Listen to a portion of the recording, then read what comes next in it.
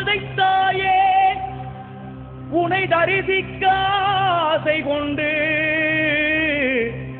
வடக்கிருக்கும் விஷ்ணு கோயில் வணங்கி காளி கோயில் கண்ணாரக் கண்டு மனதார வழிபட்டு ஐயப்ப சுவாமியையும் வேண்டிக்கிட்டு